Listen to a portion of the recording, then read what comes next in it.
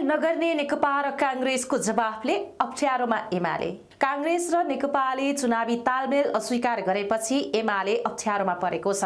फागुन 21 गतेको प्रतिनिधि सभा निर्वाचनका लागि खास क्षेत्रहरूमा तालमेल गर्न एमाले अध्यक्ष केपी शर्मा ओलीले गरेको प्रस्ताव दुवै पार्टीले नकारेका हुन्। कांग्रेसले निर्वाचन पूर्व कुनै गठबन्धन नगर्ने स्पष्ट गरिसकेको छ भने नेकपाले पनि एक्लै चुनाव लड्ने निर्णय दोहोर्याएको छ। यसले झापा 5 मा ओली र दाङ 2 मा महासचिव शंकर पोखरेललाई चुनौती बढाएको छ। एमाले अन्तिम समयसम्म केही दलसँग सहकार्यको प्रयास जारी रहने बताएको छ। खास गरी झापा 5 मा राष्ट्रिय स्वतन्त्र पार्टी रासोपाका वरिष्ठ नेता बालेन्द्र शाह ओलीसँग प्रतिस्पर्धामा उत्रेका छन्। रासोपाको लहर बढ्दै गएको ठहर सहित ओलीले आफ्नो र महासचिव पोखरेलको क्षेत्रमा नेकपा र कांग्रेस मध्ये कुनै एक दलसँग तालमेल गरेर जित सुनिश्चित गर्न चाहेका छन्।